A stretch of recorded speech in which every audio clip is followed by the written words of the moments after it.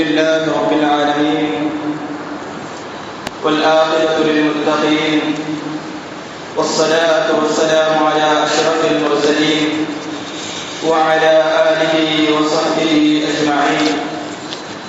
أما بعد، فقد قال الله تبارك وتعالى في القرآن الكريم: فأعوذ بالله من الشيطان الرجيم. بسم الله الرحمن الرحيم. ولا تقولوا لمن يقتل في سبيل الله أموات بل أحياء ولكن لا تشعرون. صدق الله العظيم. وقال نبينا محمد رسول الله صلى الله عليه وسلم: حسين مني وأنا من حسين، أو كما قال عليه الصلاة والسلام: سبحانك لا علم لنا إلا ما علمتنا إنك أنت العليم الحكيم.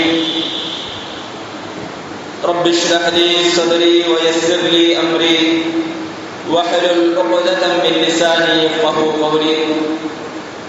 رضينا بالله ربا وبالإسلام دينا وبسيدنا محمد رسول الله صلى الله عليه وسلم نبيا ورسولا وبشيخنا محي الدين عبد القادر الجيلاني رضي الله عنه شيخا ومرشدا. الصلاة والسلام عليك يا سيدي يا رسول الله، خذ بيدي قلت حيلتي أدركني مرادي يا رسول الله يا شفيع المذنبين. اللهم صل وسلم وبارك عليه. புகழனைத்தும் ஏக வல்லவனாம் அல்லாஹ் ஒருவனுக்கே உரித்தாக. அவனின் சாந்தியும் சமாதானமும் நம் உயிரினும் மேலான கண்மணி நாயகம் முஹம்மது ரசூலுல்லாஹி ஸல்லல்லாஹு அலைஹி வஸல்லம் அன்னவர்களின் மீதும், அன்னவர்களின் சத்திய வழியை சற்றும் சருகாமல் பின்பற்றிய சத்திய சஹாபாக்கள், தாபியீன்கள், தாபியீன்கள், நல்லவர்கள், நாதாக்கள், ஷுஹதாக்கள், வலிமார்கள், குறிப்பாக ஜும்ஆவுடைய கடமையை நிறைவேற்றுவதற்காக வேண்டிய முன்கூட்டியே வருகின்றிருக்கும் நம் அனைவரின் மீதும் அல்லாஹ்வின் சாந்தியும் சமாதானமும் என்றென்றும் வந்து சேரட்டுமாக. ஆமீன். சங்கைக்குரியவர்களே, சஃபர் மாதத்துடைய இரண்டாவது ஜும்ஆவிலே நாம் இருக்கிறோம்.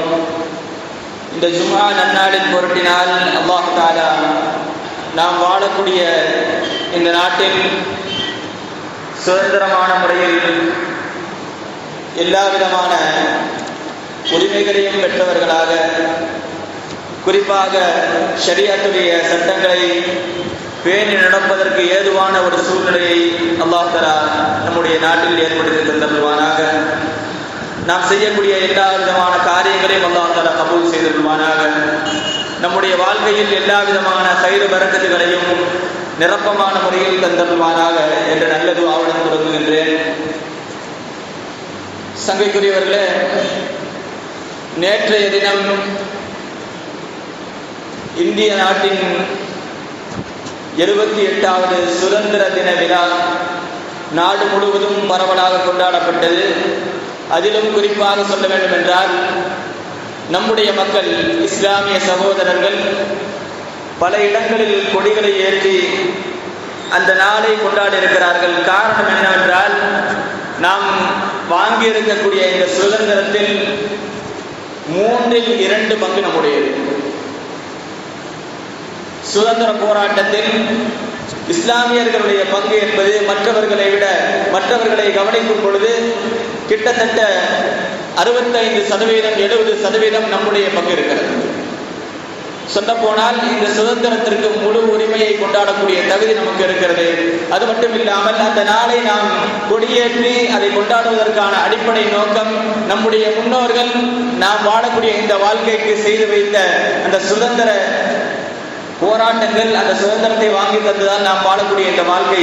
இதற்கு நன்றி கடனாக அதை நினைவு கூறும் விதமாக பல இடங்களில் நாம் அதை செய்தோம். இந்த சுதந்திரத்திற்கு யார் பேர் வருகிறதோ இல்லையோ, ஆனால் தேசத்தந்தை என்கிற பெயரில் காந்தியுடைய பெயர் எல்லா இடத்திலே இருக்கும். ஆனால் அந்த தேசத்தந்தையான காந்தி சொல்லுகிறார், எனக்கு சுதந்திர போராட்டத்தில் முன்மாதிரி யார், எனக்கு ரோல் மாடல் யார் என்று கேட்டால் காந்தி சொல்லுவார், சையதுனா ஹுசைன் ரலியல்லாஹு அன்ஹு. காரணம் என்னவென்று சொன்னால், அந்த காலத்துல காந்திக்கு பின்னாடி நின்றவங்க எல்லாருமே முஸ்லிம்கள். அப்படி நிற்கும் பொழுது அவர் பார்க்கிறார், தன்னுடைய சமூகத்தை பார்க்கிறார். தன்னுடைய சமூகத்தில் எல்லாரும் பயந்து ஒதுங்குகிறார்கள். சொல்ல போனால் இவருக்கு பின்னாடி நிற்பதற்கு முஸ்லிம்களை தவிர வேறு யாருமே கிடையாது. அந்த ஒரு சூழ்நிலை வரும் பொழுது தன்னுடைய சமுதாயத்தை பார்த்து, தன்னுடைய அந்த இனத்தை பார்த்து சொல்லுகிறார். அவர்கள் எல்லாம் ஒன்று கூட்டி பேசுகிறார். முஸ்லிம்கள் இருக்கக்கூடிய இந்த நிலையில் கூட நீங்கள் இல்லையே, ஏன் இவ்வளவு பயப்படுகிறீர்கள் என்று கேட்கப்படும். அவர்கள் சொன்னார்கள், நீ ஆங்கிலேயர்களோடு போராடுவது என்பது பாறையில தூக்கி மண்டையை முட்டுற மாதிரி. பாறையில தன்னை தானே மண்டையை முட்டிக்கிட்டா என்ன நடக்குமோ அதே கதிதான் நமக்கு நடக்கும். ஆங்கிலேயர்களோட போராடுங்க அப்படின்னு சொல்லும் பொழுது காந்தி சொன்னார், இவர்களிடம் இருக்கிற வீரம் கூட உங்களிடத்தில் இல்லை. இவர்களிடம் இருக்கிற வீரம் எங்கிருந்து வந்தது? முஸ்லிம்களிடத்தில் இருக்கக்கூடிய வீரம், துணிச்சல் எங்கிருந்து வந்தது? அந்த துணிச்சல் வந்த இடம் அருமை நாயகம் முஹம்மது ரசூலுல்லாஹி ஸல்லல்லாஹு அலைஹி வஸல்லம் அவர்களிடமிருந்து அவர்களுடைய தலைவராக போற்றப்படுகிற அவர்களுடைய பேரர் சையதுனா ஹுசைன் ரலியல்லாஹு அன்ஹு இடத்துல வந்தது. இந்த 2 பேருக்கும் ஒரு உதாரணம் உண்டு. 300 பேரை வைத்துக் கொண்டு 1000 பேர் கொண்ட படையை பதில செஞ்சிருந்தார்கள் பெருமானார் ஸல்லல்லாஹு அலைஹி வஸல்லம். அந்த வேர்வை, அந்த வீரத்துடைய துளிகள், அந்த இரத்த துளிகள் கொஞ்சமும் குறையாமல் ஹுசைன் ரலியல்லாஹுடைய வீரத்திலும் இருந்தது, அந்த இரத்தத்திலும் இருந்தது. 72 பேரை கொண்டு 22,000 30,000 பேர்களை எதிர்கொண்டார்கள் கர்பலாவில். இந்த வேர்வை, அந்த வேங்கை, அந்த வீரம் என்னிடத்துல அவரிடத்துல நான் பார்க்கிறேன். அந்த வீரத்தை நான் ஒரு ரோல் மாடலாக நான் எடுத்துக்கொள்கிறேன். அதனால் அவர்களுக்கு கிடைத்த வெற்றி, அவர்களுக்கு எந்த விதத்தில் வெற்றி கிடைத்ததோ அதே வெற்றி எனக்கும் கிடைக்கும் என்றார் காந்தி. ஆக சுதந்திர போராட்டத்திற்கு அடித்தளமாக இருந்த காந்திக்கே முன்மாதிரி ஹுசைன் ரலியல்லாஹு தஆலா அவர்கள். அந்த ஹுசைன் ரலியல்லாஹு அவர்களுடைய வாழ்க்கை வரலாறு நம்ம தொடர்ந்து பார்த்துட்டு வர்றோம். சில பேர் கேட்கலாம், எதுக்கு தொடர்ந்து இதையே பார்த்துட்டு வரணும் அப்படின்னு ஒரு கேள்வி வரலாம். காரணம் என்னன்னு சொன்னால், சுதந்திர போராட்டத்தில் எத்தனையோ முஸ்லிம்கள், கிட்டத்தட்ட சொல்ல போனா இந்தியா கேட், அந்த கேட்ல ராணுவ வீரர்கள், இந்த சுதந்திர போராட்டத்தில் உயிர் தியாகம் செய்த ராணுவ வீரர்களுடைய பேரில் இருக்கிறது. கிட்டத்தட்ட 95,300 பேர் இருக்குது. அதில் 61,945 பேர் முஸ்லிம்கள். அதை நம்ம ஆரம்பத்திலே சொன்னோம். 3/2 பங்கு முஸ்லிம்களுடைய பங்கு இருக்கிறது. அதிகமாக உயிர் தியாகங்களை செய்தவர்கள் முஸ்லிம்கள். அப்படி இருக்கையில் அந்த முஸ்லிம்களுடைய வேர்வை இந்த தியாகத்தில் இடம்பெற்றிருக்கிறது. அந்த வேர்வை, அந்த வீரம் எங்கிருந்து வந்தது? சையதுனா ஹுசைன் ரலியல்லாஹு அன்ஹுடைய வீரத்திலிருந்து வந்தது என்பதை நாம் பார்க்க முடிகிறது. அதன் அடிப்படையில் இன்னும் சொல்ல போனா, இந்த முஸ்லிம்களுடைய வரலாறுகள் எப்படி மறக்கப்பட்டு கொண்டிருக்கிறதோ, சின்ன ஒரு உதாரணத்தை மட்டும் சொல்றேன். ஜாலியன் வாலாபாக் கேள்விப்பட்டிருக்கலாம். அது ஜாலியன் வாலாபாக் எப்படி நடந்தது அப்படின்னு சொன்னா, 4 சுவத்துக்குள்ள வச்சு ஒரு கூட்டம் கூடுகிறது, ஒரு மீட்டிங் நடக்குது. அந்த மீட்டிங் நடக்கும் பொழுது அதை அறிந்து கொண்ட ஜெனரல் டயர் அப்படிங்கிறவன் உள்ள புகுந்து எல்லாத்தையும் சுட்டு கொண்டான். ஒரு ஆளை வச்சு வைக்கிறேன். ஆனால் அந்த இடத்தில், அது நான் படிக்கும்போது 5வது புக்கில் வந்துச்சுன்னு நினைக்கிறேன், இப்போ புக்கில் இருக்கான்னு கூட தெரியாது. அங்கே இருந்தப்போ கூட எனக்கு தெரியாத ஒரு விஷயம், ஒரு தெரிய வந்த விஷயம் என்னவென்று சொன்னால், அங்கிருந்து ஷஹாதத்தை, அதாவது அங்கு மௌத்தானவர்கள், கொல்லப்பட்டவர்கள் அதாவது முழுக்க முஸ்லிம்கள், ஒரு ஆள் கூட மாற்று மதத்தை சார்ந்தவர் கிடையாது. அந்த உண்மை மறைக்கப்படுகிறது. இன்னும் சொல்ல போனால், வருகிற சிலபஸ்களில் எல்லா மன்னர்களுடைய வரலாறுகள் நீக்கப்படுகிறது. குறிப்பாக சொல்ல வேண்டும் என்றால், திப்பு சுல்தான் ரஹ்மத்துல்லாஹி அலைஹி அவர்களுடைய வரலாறு நீக்கப்படுகிறது. எத்தனையோ தியாகிகள் இருக்கிறார்கள், அவர்களுடைய வரலாறுகள் எல்லாம் மாற்றப்படுகிறது. அதே போன்று நம்முடைய சையதுனா ஹுசைன் ரலியல்லாஹு தஆலா அவர்கள், இவர்களுடைய வீரம் எப்படி மறைக்கப்பட்டதோ அதே போன்று ஹுசைன் ரலியல்லாஹு அவருடைய வீரமும் மறைப்பதற்கான பல சதி வேலைகளை செய்து கொண்டிருக்கிறார்கள். சில இடத்துல கேட்கப்படும் பொழுது இப்படி சொல்லுவாங்க, அதாவது ஒரு பெரிய ஒரு ஆளும் சமூகத்தில் பெரிய இடத்துல இருக்கிறவர், அவரிடத்துல கேட்கப்படுது, ஹுசைன் ரலியல்லாஹுடைய கொலை சம்பந்தமாக நீங்க என்ன நினைக்கிறீங்கன்னு கேட்கப்படுது. அப்பொழுது அவர் சொன்ன பதில் என்ன தெரியுமா? அரசனுக்கு எதிராக கிளர்ச்சி செய்தவர் அவர். அரசனுக்கு எதிராக கிளர்ச்சி செய்தவர், அவர் கொல்லப்பட வேண்டியவர் அப்படின்னு சொல்றாரு. என்ன ஆகுது? இவ்வளவு வீரமும் தியாகமும் செய்த ஹுசைன் ரலியல்லாஹுடைய அந்த தியாகங்கள் கடைசியில் ஒரே வார்த்தையில கொல்லப்பட வேண்டியவர் அப்படிங்கிற ஒரு வார்த்தையில முடிச்சுட்டு போயிட்டாங்க. அதனாலதான் அவர் திருப்பி அதை சொல்லிட்டே இருக்கிறோம். காரணம் என்னவென்றால், அவர் சொல்றாரு, தூங்கி எந்திரிக்கும் பொழுது, தூங்கும் போது ஒரு அரசன் இருக்கிறான், தூங்கி எந்திரிக்கும் பொழுது வேற அரசர் இருந்தா அப்படின்னு சொன்னா அந்த அரசனுக்கு நீ கீழ்ப்படியணும்.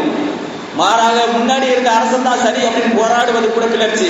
இந்த கிளர்ச்சியாளர்களுடைய விஷயத்துல பெருமானா ஸல்லல்லாஹு அலைஹி வஸல்லம் அவர்கள் சொன்னதா இந்த வார்த்தையை கூட சொல்லி சொல்றாங்க. கிளர்ச்சியாளர்களை நீங்கள் கண்டால் அவர்களை கொல்லுங்கள் என்றார்கள். அந்த கிளர்ச்சியாளர்கள் உட்பட்டவர் தான் ஹுசைன் ரலியல்லாஹு அன்ஹு. அப்போது கொல்லப்பட்டது சரி என்று பேசுகிறார். எந்த விதத்தில் நியாயம்? இஸ்லாத்திற்காக வேண்டி நம்முடைய மார்க்கம் நம்முடைய சட்டத்திட்டங்கள் இன்று வரை பேணப்படுவது என்றால் அதுக்கான அடிப்படை காரணம் செய்து ஹுசைன் ரலியல்லாஹு அன்ஹு. ஏன் சொல்றேன் அப்படின்னா, ஹுசைன் ரலியல்லாஹு போன வாரம் முடிக்கும் பொழுது முஸ்லிம் இப்னு அகீல் ரலியல்லாஹு தஆலா அவர்களுடைய ஷஹாதத், அதே போல அவருடைய இரு மக்களுடைய ஷஹாதத்தை முடிச்சோம். அது முடியக்கூடிய தருவாயில் நடந்த விஷயம் என்ன அப்படின்னு சொன்னால், சையதுனா ஹுசைன் ரலியல்லாஹு தஆலா அவர்கள் மக்காவிலிருந்து கூஃபாவிற்கு புறப்படுகிறார்கள். எந்த நாள்னு சொன்னா துல்ஹஜ் பெற 3 ஹிஜ்ரி 60 துல்ஹஜ் பெற 3 புறப்படுகிறார்கள். அது என்ன நாள் அப்படின்னா, எந்த நாளில் முஸ்லிம் இப்னு அகீல் ரலியல்லாஹு அவர்கள் கொல்லப்பட்டார்களோ ஷஹீதாக்கப்பட்டார்களோ அதே நாளில் புறப்படுறாங்க. அப்படி புறப்படும் பொழுது எல்லோரும் தடுக்கிறார்கள். எந்த அளவுக்கு என்று சொன்னால், இப்னு உமர் ரலியல்லாஹு தஆலா அன்ஹு, இப்னு அப்பாஸ் ரலியல்லாஹு அன்ஹு போன்ற பெரும்பெரும் சஹாபிகள் எல்லாம் தடுக்கிறாங்க. ஆரம்பத்தில் காரணம் கேட்கும்போது இப்படி சொல்றாங்க, என்னுடைய சகோதரன் முஸ்லிம் இப்னு அகீலை நான் விட்டுருக்கிறேன், முன்னாடி அவரை விட்டுட்டு நான் பின்தங்கிறது சரியில்லை, அதனால நான் போறேன் அப்படின்னா பலவிதமான காரணங்கள் சொல்லி பார்க்குறாங்க. விடுவாங்க. கடைசி வரைக்கும் இந்த சஹாபாக்கள் விடுற மாதிரி தெரியல. கடைசியில் உண்மைக்கு வர்றாங்க. எல்லா இடத்துலையும் சொல்றாங்க, நான் உங்க பேச்சை மீறி போகணும் அப்படிங்கிறது எனக்கு இல்லை, உங்களை மதிக்காம போகணும் அப்படிங்கிறது என்னுடைய நோக்கம் இல்லை, அதுக்கு தகுதியும் இல்லை. ஆனால் நான் உங்களுடைய பேச்சை கேட்பதை விட என் உயிரின் மேலான கண்மணி நாயகம் ஸல்லல்லாஹு அலைஹி வஸல்லம் அவருடைய பேச்சை நான் மதிக்கிறேன். இது நான் போவது என்பது என்னுடைய சுய விருப்பத்தின்படியோ அல்லது என்னுடைய குடும்பத்துக்காக வேண்டி நான் போகல. என்ன போக சொன்னது பெருமானா ஸல்லல்லாஹு அலைஹி வஸல்லம். சொல்லிட்டு சொல்றாங்க, என்னுடைய கனவில் பெருமானா ஸல்லல்லாஹு அலைஹி வஸல்லம் அவர்கள் வந்து குடும்பத்தோடு அங்கே போக சொன்னாங்க, அதனால நான் போறேன். இது கேட்டவர்கள் பெருமானார் என்ன சொன்னாங்கன்னு கேட்கிறாங்க சஹாபாக்கள். அப்படி கேட்கும் பொழுது ஹுசைன் ரலியல்லாஹு அன்ஹு சொன்னாங்க, அது பாட்டனுக்கும் பேரனுக்கும் மத்தியில் இருக்கக்கூடிய ரகசியம், நான் ஒருபோதும் அதை சொல்ல மாட்டேன், என்னுடைய மௌத்துடைய தருவாய் வரை நான் அதை சொல்ல மாட்டேன். ஆனா சில விஷயங்களை சொல்றேன், அதுல இருக்கக்கூடிய சில விஷயங்களை நான் உங்களுக்கு சொல்றேன் அப்படின்னு சொல்லிட்டு ஹுசைன் ரலியல்லாஹு அன்ஹு சொல்றாங்க. ரசூலுல்லாஹி ஸல்லல்லாஹு அலைஹி வஸல்லம் அவர்கள் சொன்னாங்க, நீ யாரை எதிர்த்து போறியோ அவர்கள் எப்படிப்பட்டவர்கள் என்றால், இன்னஹா உலாயி கத் லஸிமு தாஅத்த ஷைத்தான், அவர்கள் ஷைத்தானுக்கு வழிபடுவதை அவசியமாக்கி கொண்டார்கள். வதரகு தாஅத்தர் ரஹ்மான், அல்லாஹ்வுக்கு வழிபடுவதை விட்டுவிட்டார்கள். அல்லாஹ்விற்கு வழிபடுவதை விட்டுவிட்டு ஷைத்தானுக்கு வழிபட ஆரம்பித்து விட்டார்கள். அவர்கள் பாவங்களை செய்து கொண்டிருக்கிறார்கள். அந்த பாவமான ஆட்சியாளர்கள் அங்கே இருக்கக்கூடாது. சொன்னது யாருங்க? பெருமானா ஸல்லல்லாஹு அலைஹி வஸல்லம் அனுப்பி வைக்கிறாங்க. யாருக்கு எதிராக? யஸீதுக்கு எதிராக. பல பேர் பேசலாம், எதுக்கு யஸீதை ஆனந்தாரே சொல்றீங்க, முஸ்லீம் தானே அப்படின்னு கேட்கலாம். ஆனால் அவருக்கு எதிராக சொன்னவர்கள், அனுப்பி வைத்தவர்கள் பெருமானார். அப்படி இருக்கும்போது என்ன சொல்றது? ஆக யஸீதுக்கு எதிராக புறப்பட்டு செல்கிறார்கள். அவர்கள் சொன்ன வார்த்தை, அது லஸிமு தாஅத்த ஷைத்தான் வ தரகு தாஅத்தர் ரஹ்மான் வ அதல்லு ஹுதூதல்லாஹ் வ அظஹருல் ஃபஸாத, பூமி எல்லாத்தையும் குழப்பத்தை உண்டாக்கிட்டு இருக்கிறாங்க. வ அஹல்லு மா ஹர்ரமல்லாஹ், அல்லாஹ் தஆலா எதை ஹராமாக்கினானோ அதை எல்லாம் ஹலால் என்று சொல்லிக் கொண்டிருக்கிறார்கள்.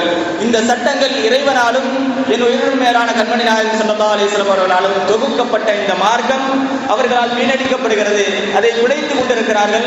அதற்கு எதிராக நான் போக வேண்டியது என்னுடைய கடமை. என்ன ஒரு இடத்தில் அந்த இடத்துல செய்யப்பட்ட ஆட்சி என்னன்னு சொன்னா அடக்குமுறையான ஆட்சி. இந்த ரெண்டு, அதாவது இந்த போராட்டத்தில் 2 விதமான விஷயங்கள் இருக்குது. ஒன்று, மார்க்கத்தை பாதுகாக்க வேண்டும். 2வது விஷயம், மக்களிடத்தில் இருந்த உரிமை, ஜனநாயகத்தை நிலைநாட்டியக்கூடிய அடித்தளமிட்ட ஒரு மார்க்கம் என்று சொன்னால் அது இஸ்லாமாக தான் இருக்கும். அது ஆரம்ப காலத்திலிருந்து, நபிமார்களுடைய காலத்திலிருந்தும் கூட ஃபிர்அவுன் அந்த மக்களை அடக்கி ஆண்டு கொண்டிருக்கும் பொழுது மூசா அலைஹிஸ்ஸலாம் அவர்கள் அவங்களுக்கு சப்போர்ட்டா போனாங்க. அதே போன்று உமர் ரலியல்லாஹு அன்ஹுடைய ஆட்சி காலத்தில் எனக்கு பின்னால் ஒரு ஆட்சியாளர் வர வேண்டும் என்றால் அது மக்களுடைய தேர்வில் தான் நடக்க வேண்டும் என்றார்கள். இப்படி மக்களுடைய தேர்வு எதுவாக இருக்கிறதோ, மக்களுடைய விருப்பம் எதுவாக இருக்கிறதோ அது அவர்கள் தான் ஆட்சியாளராக வர வேண்டும் என்பது இஸ்லாத்துடைய அடிப்படை கொள்கைகளில் ஒன்று. அப்படி இருக்கும் பொழுது ஹுசைன் ரலியல்லாஹு அன்ஹு அவர்கள் புறப்பட்டு செல்கிறார்கள். இந்த காரணத்தை சொல்லி விட்டுட்டு போறாங்க. போகும்போது கேட்கிறாங்க சஹாபாக்கள், குடும்பத்தோட போறது சரியில்லை, ஏற்கனவே உங்க குடும்பத்தில் இருந்தா உங்களுடைய தந்தை உங்களுடைய சகோதரரை அவங்க தான் கொண்டாங்க, அப்படி இருக்கும் பொழுது நாங்க உங்க கூட வர்றோம், நாங்க நினைச்சிருந்தா கூட்டிட்டு போயிருக்கோம். ஆனால் அதையும் விட்டு தருகிறார்கள். சொல்லி அதாவது வர வேணாம்னு சொல்லிட்டு இன்னொரு வார்த்தையை சொன்னாங்க, லகும் ஃபீஹா உஸ்வா. நான் இப்ப என்ன செய்ய போறேனோ அதுல உங்களுக்கு ஒரு முன்மாதிரி இருக்கிறது என்பதாக ஹுசைன் ரலியல்லாஹு சொன்னாங்க. அந்த முன்மாதிரியை தான் காந்தி சொன்னார். அந்த முன்மாதிரியை தான் காந்தி என்ன சொல்றாரு, அதாவது குறைவான ஆட்கள் இருந்தும் சரி, சாத்தியமா அசாத்தியமா என்பது விஷயம் இல்லை. எது சத்தியம் எது அசத்தியம் என்பதுதான் விஷயம். அசத்தியத்திற்கு துணை போவர்கள் எவ்வளவு பெரிய கூட்டமாக இருந்தாலும் சரி, அல்லாஹ் தஆலா அதை அடக்கும். சத்தியத்தின் பக்கம் எவ்வளவு கம்மியான ஆட்களாக இருந்தாலும் சரி, அதற்கு துணை நிற்பவன் ரப்பு. ஆக எந்த பக்கம் சத்தியம் இருக்கிறதோ, எந்த பக்கம் நியாயம் இருக்கிறதோ அதன் பக்கம் நிற்க வேண்டும் என்கிற ஒரு அழகான முன்மாதிரியை ஹுசைன் ரலியல்லாஹு அன்ஹு இந்த செயல் நமக்கு சொல்லுகிறது. அப்படி கடந்து போறாங்க. பல விஷயங்கள் இந்த விஷயங்கள்ல இந்த வரலாற்றில் பல பாடங்கள் இருக்கு, நம்ம ஏற்கனவே சொல்லியிருந்தோம். அந்த வரிசையில பார்க்க போனா சையதுனா ஹுசைன் ரலியல்லாஹு அன்ஹு அவர்கள் போகிற வழியில் ஒரு இடத்தில் வைத்து ஒரு மனிதனை பார்க்கறாங்க. என்ன நிலைமை விசாரிக்கிறாங்க கூஃபால. அப்படி விசாரிக்கும் பொழுது அந்த மனிதர் சொன்னார், கூஃபாவில் இருக்கக்கூடிய மக்களுடைய உள்ளங்கள் எல்லாம் உங்கள் பக்கம் இருக்கு. மக்கள்லாம் நீங்க வரணும், நீங்க ஆட்சிக்கு வரணும்னு நினைச்சிட்டு இருக்கிறாங்க. ஆனால் யசீதுடைய ஆட்சியாளராக நியமிக்கப்பட்டிருக்கிறது இப்னு ஜியாதும் அவருடைய ஆட்களும் அவருடைய இராணுவமும் உங்களுக்கு எதிராக இருக்கிறது என்பதாக சொல்கிறார்கள். இதை கேட்டுவிட்டு ரப்பு இருக்கிறான் என்பதாக சொல்லி புறப்பட்டு போறாங்க. போகும் பொழுது இன்னொரு இடத்தை அடைகிறார்கள், சஅலபா அப்படிங்கிற இடம். இந்த சஅலபா அப்படிங்கிற இடத்துல இன்னொரு ஆளை பார்க்குறாங்க. அவங்க எப்படின்னா மக்காவுக்கு போயிட்டு இருக்கிறாங்க. எங்க இந்த கூஃபால மக்காவுக்கு வந்துட்டு இருக்கிறாங்க. அப்படி வரும் பொழுது அந்த ஆள் சொன்ன விஷயம், அந்த மனிதர் சொன்ன விஷயம், உங்களுடைய சகோதரர் முஸ்லிம் இப்னு அகீல் ரலியல்லாஹு அன்ஹு ஷஹீதாக்கப்பட்டு விட்டார். செய்தி கிடைக்கிறது. இதை கேட்டு அவர்கள் கண்கள் கலங்குகிறது. இதே நேரத்தில் முஸ்லிம் இப்னு அகீல் ரலியல்லாஹு அன்ஹு அவர்களுக்கு 18 வயசுல ஒரு குழந்தை இருந்தது, பெண் குழந்தை இருந்தது. நேரம் போறாங்க, அவங்களுடைய தலையை வரடி கொடுக்குறாங்க, தடவுறாங்க. அப்படி இருக்கும் பொழுது அந்த பெண் குழந்தை விளங்கி விட்டார்கள். நீங்கள் ஏன் இவ்வளவு வழக்கத்துக்கு மாறா செய்றீங்க? இந்த மாதிரி செய்யறது யாருக்கு செய்வாங்க அப்படின்னா, எத்தீமான குழந்தைகளுக்கு தலையை தடவி கொடுப்பாங்க, பாசமா அந்த இரக்கத்தோட தடவி கொடுப்பாங்க. இந்த செயலை பார்த்த அந்த பெண் பிள்ளை கேட்டது, அவங்க கேட்கிறாங்க, என்னுடைய தந்தை வஃபாத்தாகி விட்டாரோ அப்படின்னு கேட்டாங்க. இவங்களுக்கு பதில் சொல்ல முடியல, அழுக ஆரம்பிச்சிட்டாங்க. இவங்க அழுகையை பார்த்தவொன்னே அந்த குழந்தை முடிவு செஞ்சிருச்சு, வஃபாத் ஆயிட்டாங்க அப்படிங்கிறது. சத்தம் போட்டு அழுக ஆரம்பிச்சிட்டாங்க. அதுக்கிடையில் ஒரு கடிதமும் வருகிறது, முஸ்லிம் இப்னு அகீல் ரலியல்லாஹு அன்ஹு கொல்லப்பட்டு விட்டார்கள் என்கிற செய்தியும் ஹுசைன் ரலியல்லாஹு அன்ஹு வருது. அந்த செய்தியை கேட்ட பிறகு ஹுசைன் ரலியல்லாஹு அன்ஹு சொன்னாங்க, இதுக்கு மேல தாண்டி போனோம்னு சொன்னா பின்னாடி மக்காவுக்கு திரும்புறது சாத்தியம் இல்லை. அதனால உங்களை யார் போறீங்களோ போங்க அப்படின்னா. அந்த கூட்டத்தில் இருந்தவர்கள் சில பேர் மட்டும் கலந்து சொல்கிறார்கள். அவர்கள் போக 72 பேர் கூட்டத்தில் இருக்கிறாங்க. இப்போ இந்த ஒரு செய்தி, கவலையான செய்தியை கேட்கும் பொழுது அந்த இடத்தில் அலி அக்பர் ரலியல்லாஹு அன்ஹு அவர்கள் எழுந்து பேசுகிறார்கள். தன்னுடைய தந்தை அழுது கொண்டு இருக்கிற இந்த நிலையை பார்த்த உடனே அலி அக்பர் ரலியல்லாஹு அன்ஹு சொன்னாங்க, தந்தையே, நாங்கள் சத்தியத்தின் மீது இல்லையா? நம்ம சத்தியத்தை தான் சொல்ல போறோம். அப்படி இருக்கும் பொழுது நாங்கள் ஏன் கவலைப்படணும்? எங்களுடைய பாட்டனார் பெருமானார் ஸல்லல்லாஹு அலைஹி வஸல்லம் அவர்கள் சொன்னது உண்மையானால், நீங்கள் கர்பலா வெளியில் ஷஹீதாக்கப்படுவீர்கள் என்பது உண்மையாக இருந்தால் இந்த பயணத்தில் ஷஹீதாக போறீங்க. மௌத்துங்கிறது எப்படியோ வந்துதான் தீரப்போகுது. ஆனா நம்ம எதுல மௌத்தாகிறது தான் வேணும். மௌத்துங்கிறது எப்படியோ வரதான் போகுது. ஆனா அந்த மௌத்து நம்ம எந்த நிலையில வருது, மோசமான நிலையில் வருதா, அதாவது நம்ம உலகத்துல வாழக்கூடிய காலத்துல எப்படி வாழ்ந்தாலும் சரி, அந்த கடைசி தருணம் இருக்கிறது அது சிறப்பாக விட்டால் இருவுலகிலும் நமக்கு வெற்றி. அந்த மரணம் உங்களுக்கு ஷஹாதத் என்று பெருமானாரே ஸல்லல்லாஹு அலைஹி வஸல்லம் சொல்லி இருக்கிறாங்க. அப்படி இருக்கும் பொழுது நீங்கள் கவலைப்படுகிறீர்கள், புறப்படுங்கள் என்ற அந்த பேச்சை கேட்டவுடனே ஹுசைன் ரலியல்லாஹு அன்ஹு புது ஒரு உத்வேகம் வருது. தன்னுடைய மகனை இப்படி பேசும் பொழுது எல்லோரும் சகிதமாக கடந்து செல்கிறார்கள். அங்க போகும் பொழுது ஒரு இடத்தை அடைகிறாங்க, நைனவா அப்படிங்கிற ஒரு இடம். அதுக்கு இன்னொரு பேர் கர்பலா, அதாவது கர்பலாவுடைய பார்டர் அப்படின்னு வச்சுக்கலாம். அந்த இடத்தை அடையும் பொழுது அந்த இடத்தில் ஏற்கனவே இப்னு ஜியாத் ஒற்றர்களை ஹுசைன் ரலியல்லாஹு அன்ஹு தகவல் கொடுக்கணும் அப்படின்னு சொல்லி வச்சிருந்தாங்க. அங்க எல்லா ஒற்றர்களும் கூடி இப்னு ஜியாத் செய்தி சொல்றாங்க, அந்த இடத்துல ஹுர்ர் இப்னு யஸீத் அப்படிங்கிறவர் அவங்க பின்னாடி ஷஹீதாகிறாங்க. யாருக்காக? ஹுசைன் ரலியல்லாஹு அன்ஹு ஷஹீதாகிறாங்க. அவர்களை தலைவராக நியமித்து 1000 பேரை கொடுத்து அனுப்புறாங்க. அனுப்பும் பொழுது அந்த இடத்தில் ஹுர்ர் இப்னு யஸீத் ரலியல்லாஹு அன்ஹு அவர்கள் வருகிறார்கள். அப்படி வரும் பொழுது வந்த உடனே ஹுசைன் ரலியல்லாஹு அன்ஹு கேட்டாங்க, நீ எதுக்கு வந்திருக்கிறீங்க? எங்களுக்கு எதிராக வந்திருக்கிறீங்களா அல்லது எங்களுக்கு ஆதரவாக வந்திருக்கிறீங்களா அப்படின்னு கேட்கும் பொழுது அவர் சொன்னாங்க, உங்களுக்கு எதிராக தான் நாங்கள் வந்திருக்கிறோம், உங்களை சிறைப்பிடிக்கணும் அப்படிங்கிறது இப்னு ஜியாதுடைய கட்டளை, அதை நிறைவேற்றுவதற்காக வேண்டி வந்திருக்கிறோம் என்று சொல்லும் பொழுது, அப்படி பேசிட்டு இருக்கும் பொழுது வக்து வருது. எந்த வக்து அப்படின்னா லோஹருக்கான வக்து.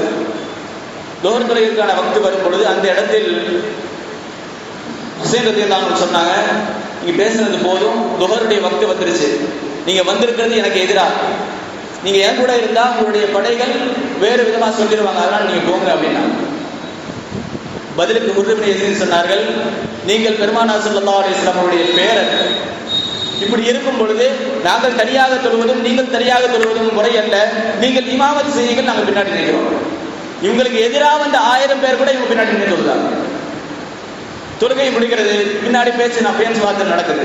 அசர் தொழுகை மாலை சாகிற நேரத்தில் ஹுர்ர் இப்னு யஸீத் சொன்னாங்க, நான் உங்களுக்கு எதிராக நான் வரும் பொழுதே பல விஷயங்கள் நடந்தது.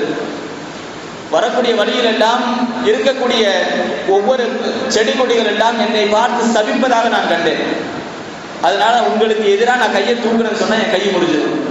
உங்களை கோபமா உங்களை ஒரு வீரத்தோட நான் ஒரு பார்வை பார்த்து சொன்னா என் கண்ணு அமைஞ்சு போயிடும். அப்படி இருக்கும் பொழுது உங்களுக்கு எதிராக நான் செயற்பட விரும்பவில்லை. ஆனால் நாங்க இங்க இடத்துல என்ன நாடுறோம் அப்படின்னு சொன்னா, நீங்களும் சலாமத்தா போகணும், ஆட்சியும் சலாமத்தா நடக்கணும் அப்படிங்கிறத நாங்கள் விரும்புகிறோம் அப்படின்னு சொல்லும் பொழுது அவங்க திருப்பி சொன்னாங்க, அப்படி நடக்கணும்னு விரும்பினா நியாயமான ஆட்சி நடந்தால் அதுக்கு நான் துணை நிற்பேன், அநியாயமான முறையில் ஆட்சி நடந்தால் அதற்கு எதிராக குரல் கொடுக்க வேண்டியது அஹ்லு பைத்துகளாகிய ரசூலுல்லாஹி ஸல்லல்லாஹு அலைஹி வஸல்லம் அவருடைய இரத்தமான எனக்கு கடமையாக இருக்கிறது என்பதாக ஹுசைன் ரலியல்லாஹு அன்ஹு சொன்னாங்க. சொல்லிட்டு சொல்றாங்க, அதாவது அந்த சொல்ல கேட்ட பிறகு புறப்பட்டு முன்னாடி போறாங்க, கர்பலாவை நோக்கி போறாங்க.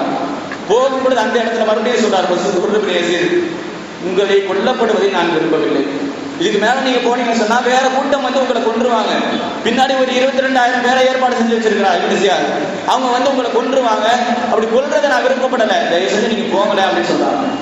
அப்ப அந்த இடத்துல ஹுசைன் ரலியல்லாஹு அன்ஹு சொன்னாங்க, அப்ப பில் மௌத்தி துஹஃபிஃப்னி, மௌத்தை சொல்லி என்ன பயன்படுத்துறியா அப்படின்னு கேட்டாங்க ஹுசைன் ரலியல்லாஹு அன்ஹு. சொல்லிட்டு சொன்னாங்க, இன்னொரு விஷயத்தை சொல்றாங்க, நீ மௌத்தை சொல்லி பயன்படுத்துறியான்னு சொல்லிட்டு உன் நிலைமை இப்படி இருக்குது, என்னை எதிர்க்கிறதுக்கும் உனக்கு துணிவு கிடையாது, எனக்கு ஆதரவா நிக்கிறதுக்கும் உனக்கு வழி கிடையாது, இப்படி இருக்கக்கூடிய நிலைமையில உன்கிட்ட என்ன சொல்றது அப்படிங்கிறது எனக்கு தெரியல அப்படின்னு சொல்லிட்டு சொன்னாங்க. ஆனால் நான் ஒரு வார்த்தை சொல்றேன், இது யாருடைய வார்த்தை என்றால் சஹாபி ரசூல், ஒரு சஹாபி போருக்காக வேண்டி பெருமானார் ஸல்லல்லாஹு அலைஹி வஸல்லம் அவர்களால் அழைக்கப்பட்டிருக்கும் பொழுது அவர் புறப்பட்டு செல்கிறார். அவருடைய சச்சா மகன் என்ன சொல்றாருன்னா, எதை நோக்கி போயிட்டு இருக்கிற நீ போயிட்டு இருக்கிற பாதை மௌத்தை தரும் உனக்கு, நீ போனா கொல்லப்படுவ, அதை நோக்கி நீ போயிட்டு இருக்கிறியா, மௌத்தை நீ போயிட்டு இருக்கிறியா, அழிவை நோக்கி போவாதன்னு அவர் தடுத்தார். அப்போ பதிலுக்கு அவர் சொன்னாரு, நான் மார்க்கத்தை ஏற்றிருக்கிறேன், மார்க்கத்தை ஏற்ற ஒருவனே மார்க்கத்தை பாதுகாக்காவிட்டால், மார்க்கத்தை ஏற்றுவிட்டு மார்க்கத்துக்கு ஒன்று வரும்போது அதாவது அமைதியாக நின்றார் என்ற ஒரு பெயர் அவப்பெயர் எனக்கு வரும், அப்படி அந்த அவப்பெயர் வருவதை விட எனக்கு மௌத்து வருவதே என்று சொன்னார். அந்த ஒரு வார்த்தையை உனக்கு நான் நிறைவேற்றுகிறேன், அந்த மௌத்தை சொல்லி என்னை பயப்படுத்த முடியாது, மாறாக பெருமானார் ஸல்லல்லாஹு அலைஹி வஸல்லம் அவர்கள் எந்த தீனை எனக்கு சொன்னார்களோ அந்த தீனின் பக்கம் மக்களை அழைப்பதும் அதற்கு ஏற்றவாறு ஆட்சியை அமைத்து தருவதும் எனக்கு கடமை, யஸீதுக்கு பைஅத் செய்வது என்பது என்னால் சாத்தியமற்ற விஷயம் என்பதாக ஹுசைன் ரலியல்லாஹு அன்ஹு சொன்னார். இதுவெல்லாம் எதற்கு நடக்குது, அநியாயமான முறையில் மக்களுக்கு எதிரான ஒரு ஆட்சி நடக்கும் பொழுது அந்த இடத்தில் குரல் கொடுக்கிறார்கள். இந்த ஒரு குரல் தான் முஸ்லிம்களும் நம்முடைய சுதந்திர போராட்டத்தில் கொடுத்தாங்க. இப்படி கொடுப்பதனால என்ன நடக்கும் அப்படின்னா, ஒண்ணு நமக்கு மௌத்து வரப்போது, அது வேற விஷயம். அப்படி வந்தாலும் கூட 2 விஷயங்கள், மௌத்துக்கு முன்னாடி உள்ள விஷயம், மௌத்துக்கு பிறகு இருக்கிற விஷயம். மௌத்துக்கு முன்னால் நமக்கு என்ன கிடைக்கும் என்றால், இருக்கக்கூடிய இயற்கையை நமக்கு அல்லாஹ் தஆலா சாதகமாக்கி தருவான். இருக்கக்கூடிய இயற்கையை அல்லாஹ் தஆலா நமக்கு சாதகமாக்கி தருவான். சில ரிவாயத்துகளில் சொல்லப்படுகிறது, அந்த 72 பேரில் மொத்தமாக கொல்லப்படும் பொழுது கடைசி தனி நபராக யார் நிற்கிறாங்க, ஹுசைன் ரலியல்லாஹு அன்ஹு நிற்கிறாங்க. ஹுசைன் ரலியல்லாஹு அன்ஹு மட்டும் நிற்கும் பொழுது அவர்களுக்கு எதிராக படை வரும் பொழுது வேகமா அவர் காத்து வீசுது, புழுதி காத்து வீசுது. எந்த அளவுக்கு சொன்னா முன்னாடி நிக்கிறவங்க யாரும் கூட தெரியாது, அந்த அளவுக்கு காத்து வீசுது. அப்படி காத்து வீசும் பொழுது அந்த இடத்தில் ஒரு ஜின், அந்த ஜின் வந்து சொன்னதாம், அந்த ஜின்னுடைய பெயர் ஜாஃபர் சாதிக்.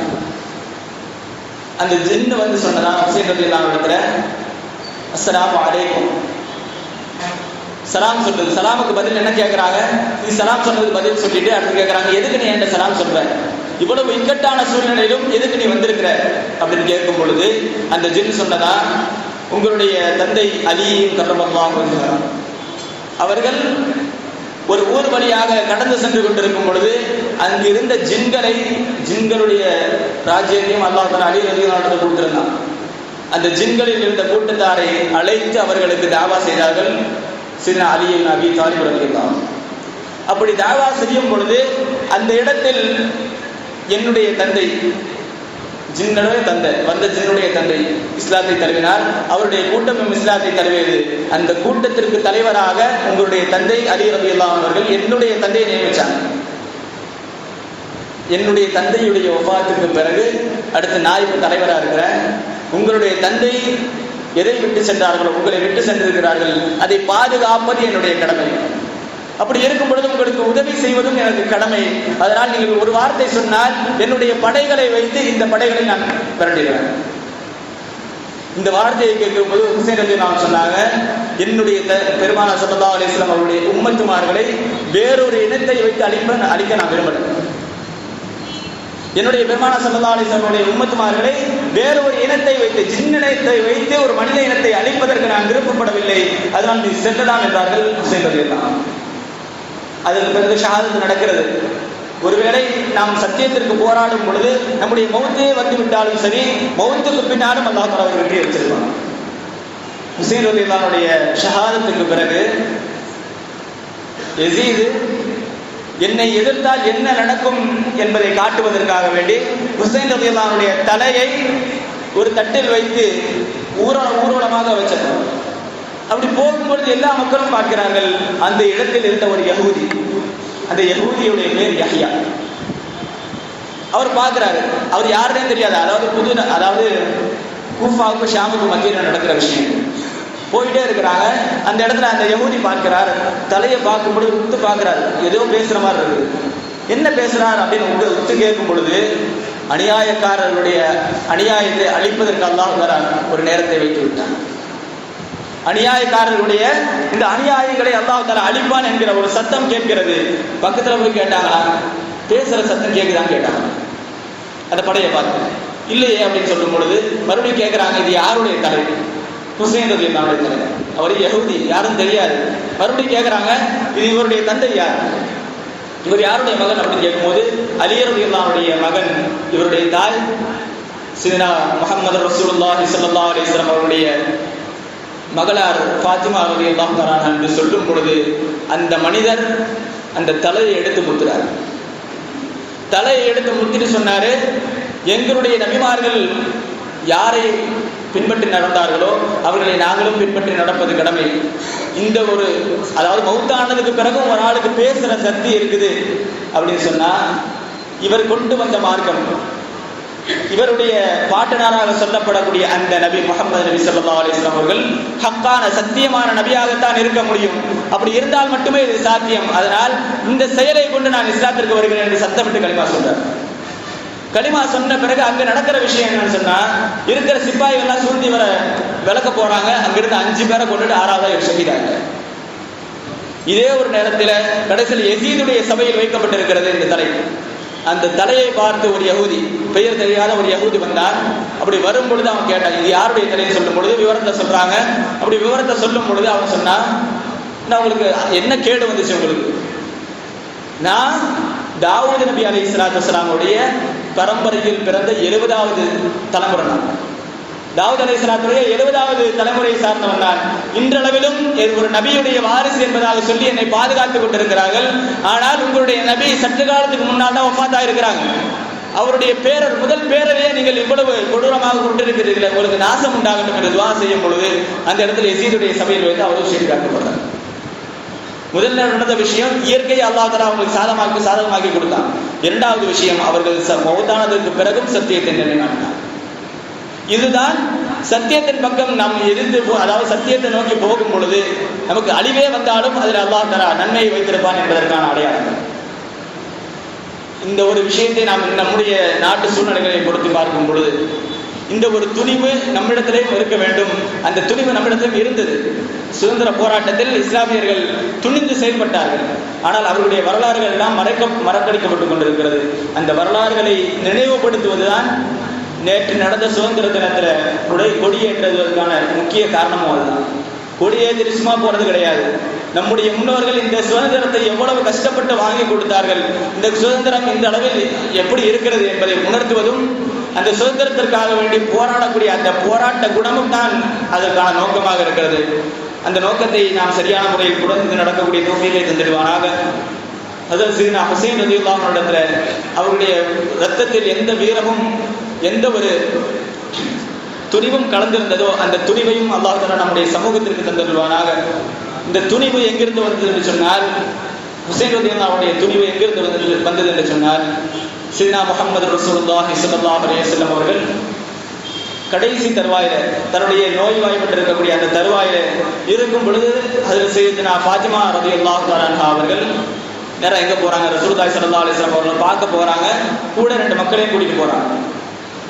அப்படி கூட்டிட்டு போகும்போது ரசூலுல்லாஹி ஸல்லல்லாஹு அலைஹி வஸல்லம் அவர்களை பார்த்து சொன்னார்கள், யா ரசூலுல்லாஹ் வர்ரிஸ்ஹுமா ஷையா, யா ரசூலுல்லாஹ் ஹாதான் இப்னதான், இந்த 2 மக்கள் இது உங்களுடைய பேர மக்கள், இந்த 2 பேர மக்களுக்கும் உங்களுடைய வராசத்தில் இருந்து ஏதாவது கொடுங்க அப்படின்னா. என்ன இருக்கிறது கொடுக்கறதுக்கு? வெளியில பார்க்க முடியாத பல விஷயங்கள் இருக்கிறது. பெருமானார் ஸல்லல்லாஹு அலைஹி வஸல்லம் சொன்னாங்க, ஹசனுக்கு என்னுடைய தலைமைத்துவத்தை கொடுக்கிறேன், ஹுசைனுக்கு என்னுடைய வீரத்தை கொடுக்கிறேன். நான் பெருமானார் ஸல்லல்லாஹு அலைஹி வஸல்லம் அந்த வீரம் தான் கர்பலாவில் நிலைநாட்டப்பட்டது. அதே வீரம் தான் நம்முடைய சமுதாயத்தில் சுதந்திர போராட்டத்தில் இருக்கும் பொழுது அந்த முஸ்லிம்களுக்கு வந்தது. அதே வீரம் அதே துணிவு நமக்கும் வருவதற்கான தௌஃபீகை அல்லாஹ் தஆலா தந்தருள்வானாக. குறிப்பாக சொல்ல போனால் நம்முடைய வீர செயல்கள் மற்ற மதத்தவர்களை தாழ்வுபடுத்துவதில் இருக்கக்கூடாது. மாறாக நம்முடைய மார்க்கம் சத்தியமானது என்பதை சொல்ல வேண்டும். அதே நேரத்தில் மற்றவர்களுக்கு பிரச்சனைகள் என்று வரும் பொழுது அதற்கும் நாம் எதிர்த்து குரல் கொடுக்க வேண்டும். மற்றவர்கள் பிரச்சனையில் இருக்கும்போது நம்ம இறங்கி உதவி செய்யணும். அதுக்கு நல்ல ஒரு உதாரணம் என்ன சொன்னா, சமீபத்தில் நடந்த வயநாட்டில் நடந்த அந்த நிலச்சரிவின் போது நேற்று கூட ஒரு விருது கொடுத்தாங்க. சபீனா அப்படிங்கிற அம்மையாருக்கு விருது கொடுத்துருக்கிறாங்க. எதுக்கு? அந்த அவங்க செஞ்ச வீர தீர செயல் காரணத்தினால. என்ன செஞ்சாங்க அப்படின்னா, ஒரு பாலத்தை கடந்து ஒரு ரோப் மூலமா பாலத்தை கடந்து அந்த பக்கம் இருக்கிற மக்களுக்கு ஃபர்ஸ்ட் எய்டு கொடுக்கணும், முதலுதவி செய்யணும். சொல்லப்போனா இவங்க நர்ஸ் தான். அப்படி இருக்கும் பொழுதும் கூட அவர்கள் அந்த கயிறை பயன்படுத்தி முன்னாடி போய் அந்த இடத்துல இருந்து உதவி செஞ்சிருக்கிறாங்க. அதுக்கு முன்னாடி நடந்த விஷயங்கள் என்னன்னு சொன்னா, அந்த ரோப்ல எத்தனையோ பேர் ஆண்கள் போய் அருந்து கீழே விழுந்திருக்கிறாங்க. ஆனா அந்த ஒரு நிகழ்வை கூட அவங்க பொருட்படுத்த, மாறாக அவர்களுக்கு உதவி செய்ய வேண்டும் என்கிற ஒரு நோக்கத்தில் தன்னுடைய துணிவான அந்த செயலை அந்த மக்களை பாதுகாப்பதில் பயன்படுத்திக் கொண்டார்கள். அந்த ஒரு துணிவை அல்லாஹ் தஆலா நம் அனைவருக்கும் தந்தருள்வானாக. நாம் எதையெல்லாம் இந்த இடத்துல கேட்டோமோ, சையதுனா ஹுசைன் ரலியல்லாஹு அவருடைய தியாகங்கள், அவருடைய வீர தீர செயல்கள், அவர்களுடைய மார்க்கப்பற்று, அவைகள் அனைத்தையும் அல்லாஹ் தஆலா நமக்கும் நம்முடைய சந்ததிகளுக்கும் நிரப்பமாக தந்தருள்வானாக. இரவில்லாம் காபா ஷரீஃபையும் இறை தூதரின் பூங்காவனமான ரௌதா ஷரீஃபையும் வாழ்விலே பலமுறை கண்டு தரிசிக்கக்கூடிய பேரின்ப வாக்கியத்தை அல்லாஹ் தஆலா உங்களுக்கும் எனக்கும் நம்மை சார்ந்த அனைவருக்கும் நசீபாக்கி தந்தருள்வானாக. இந்த ஜும்மாவுடைய சபையில் நாம் எப்படி ஒன்று கூடியிருக்கிறோமோ அதே போன்று நாளை மறுமையில் கண்மணி நாயகம் முஹம்மது ரசூலுல்லாஹி ஸல்லல்லாஹு அலைஹி வஸல்லம் அவருடைய திருச்சபையில் சொர்க்கத்தில் உயர்ந்த சொர்க்கமான ஜன்னத்துல் ஃபிர்தௌஸிலே அல்லாஹ் தஆலா நம் அனைவரையும் ஒன்று கூட்டி அருள்வானாக என்ற நல்ல துஆவுடன் நிறைவு செய்கிறேன். வாஹிரு தஅவானா அல்ஹம்துலில்லாஹி ரப்பில் ஆலமீன்.